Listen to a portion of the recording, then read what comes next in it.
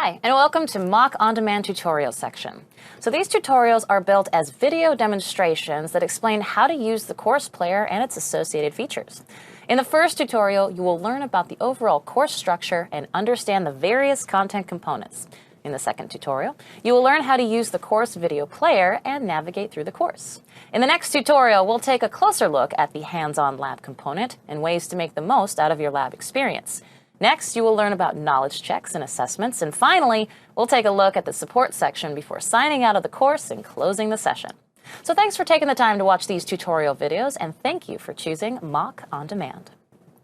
Hi there, and welcome to the tutorial on course navigation. In this demo, I'll do a walkthrough of the overall course structure and talk about various course components.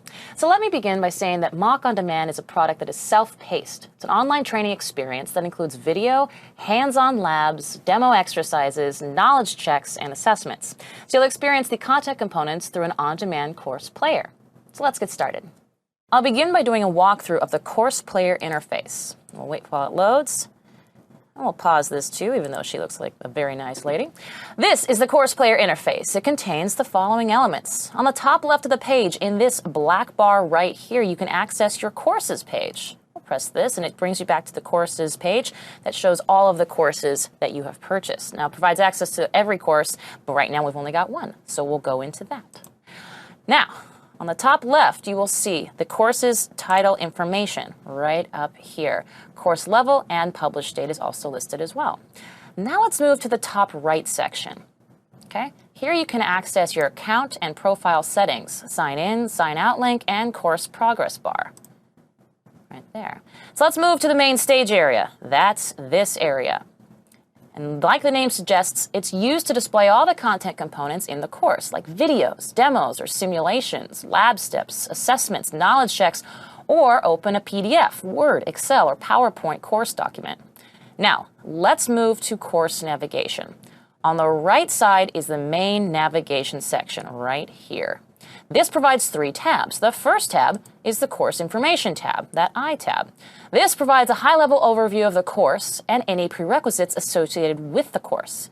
The next tab provides access to the interactive table of contents. So this is the main navigation section for the course. All content topics are displayed in this section, and you can select any topic you're interested in by clicking on the topic link, like here. The course starts with a course introduction video, and then you can move to the module topics. Now, each module topic typically is a short video. You can see the length of the video of each video topic right here. And apart from course videos, you'll be able to access demos, labs, knowledge checks, and assessments. So demos are a video walkthrough of a process or task.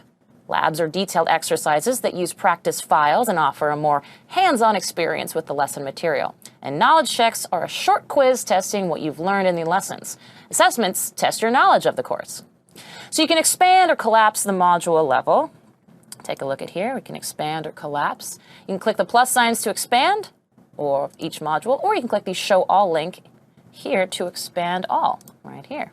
Also note that some training courses may reference updated content in green text in the table of contents. So if you see a lesson title in green text, that lesson is new or has been updated. So if you see a lesson title in green text that you have completed previously, you can go back to view the new content. To achieve 100% completion for a course, you must complete all the modules and their components. So you'll see a green check mark next to the module and component when it's been completed, like right there. And your course progress will be automatically updated. In the upper right-hand corner of the course detail page, you will see a progress bar showing that percentage completed for that course. To access the detailed report for your course progress, go to your MOC On Demand courses list right here. And next to any course that you have started, you will see this icon for a progress report.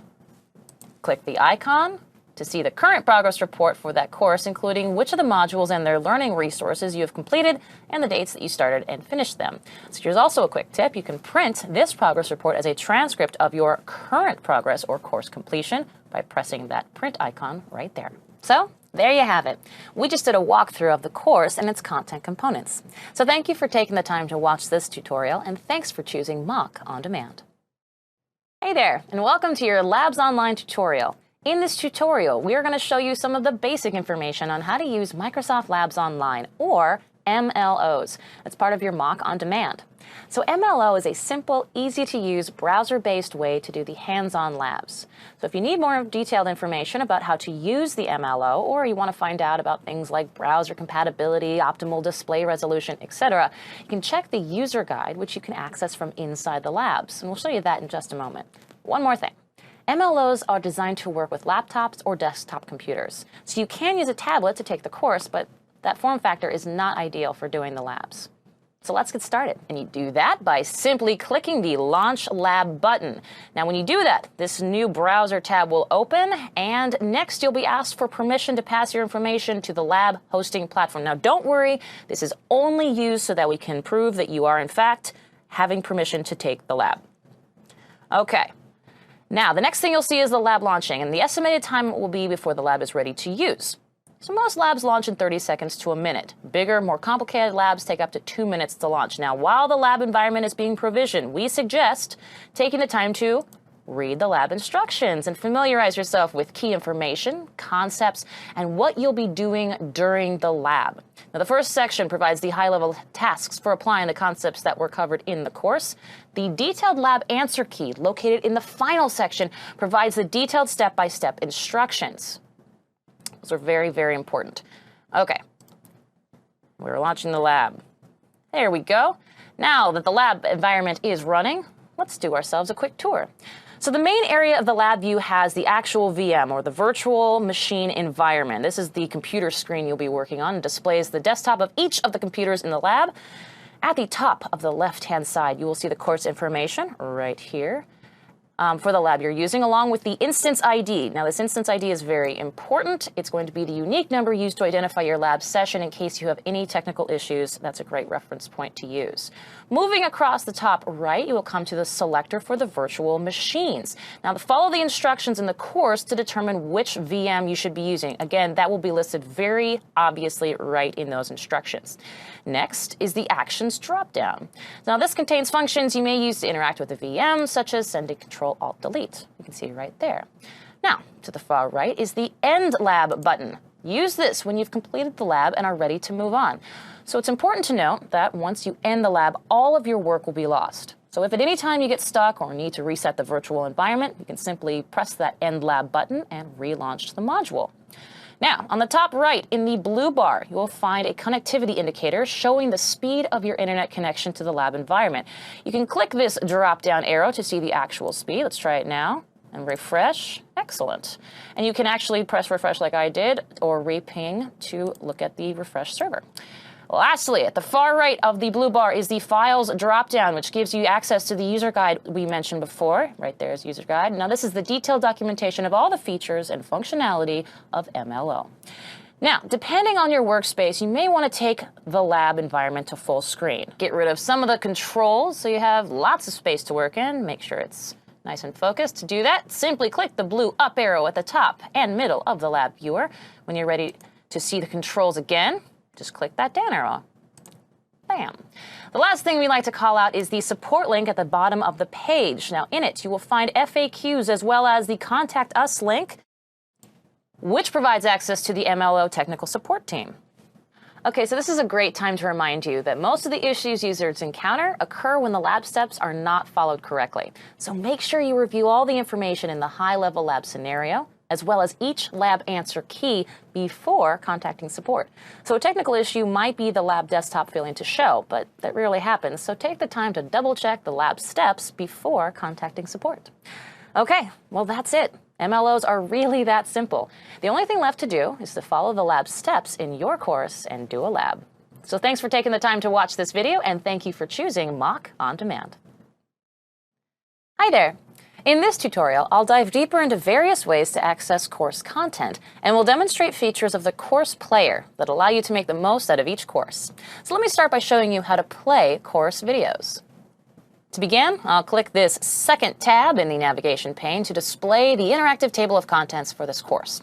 So this shows the course modules. Next, click the plus sign next to each module to expand the list of learning resources. So this displays all the course materials, such as video topics, demos, labs, knowledge checks, and assessments. So select the course topic you're interested in accessing. I'm going to go ahead and select the third topic to watch the video, and this, of course, will, ta-da, launch the video topic in the main stage. This is what we call the main stage right here. Now let's see how to use the video player control buttons. So apart from the standard play pause, which I'll do right here, what a nice looking lady, you can adjust or mute the audio volume level right here. I can mute myself or go for it. You can also view the video in full screen by clicking that button, or back by disabling it here. Additionally, each course video has closed captioning that you can enable or disable through this closed captioning control button. Another important feature of the video player is to alter the speed at which the video player plays. You can watch it at a slower rate, so say half speed, or you can watch it at a higher rate, so 2 times the speed. You can also use the video player controls to pause or use the player's progress bar to rewind or fast forward. Okay? So these controls enable you to progress through the course at the pace that is most comfortable to you. So that's it. We just learned how to operate the course video player. Thank you for taking the time to watch this tutorial, and thanks for choosing MOC On Demand. Hi there. In this tutorial, you'll learn about accessing knowledge checks and assessments. So we have 3 types of assessments in the course: knowledge checks delivered during the module, end-of-module quizzes, and end-of-course assessments. Now, knowledge checks, as the name suggests, ensure that you are able to check that you were able to gain knowledge of the key concepts you just went through. So these questions are delivered throughout the module at different key points. Now, module assessments, on the other hand, are designed to measure basic understanding of module content.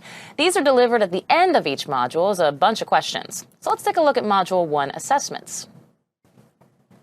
So I'll expand the first module, then scroll down and select Module Assessment. This module assessment has 5 questions, so I'll start the assessment now. Note that I'll choose answers randomly for the purpose of this demo. So let me start by taking the first question. I am ready to test my skills. So let's see, I'll choose B for this. Looks right to me. Answer this one, move on to next. Next question is a multiple choice. I'll choose C for this. Press next. Okay, for this one, I'll go ahead and choose B. Another multiple choice. Click next. And this is a true or false question, so I'll choose false. Next. And then let's try this last one. We'll go with C and choose next. This completes the assessments. Now let's take a look at how I did. I'll click the Check Answers button. Now this compiles your score. Okay, so the course player now shows how I fared. I got 2 of 5 answers correct. So let's see, we got the first one wrong. And then we'll say the second one. Got the second one wrong. Third, yay, got that one correct.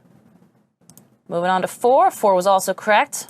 And 5, once again, was wrong. So, as you can see, I didn't pass the assessment. So I have 2 choices now.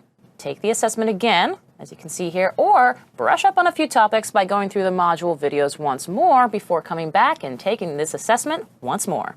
And there you have it. You now know how to take a module assessment and assess your learning at the end of each module. So thanks for taking the time to watch this tutorial, and thanks for choosing MOC On Demand. Hi there. In this tutorial, you'll learn how to go to the support section in case you need to access resources like help, FAQs, or may simply want to contact us. You'll also learn how to sign out of the course. So let's get started first with the support section. So you can access the support section at the bottom left part of the screen here, and I'm going to go ahead and click that section for support.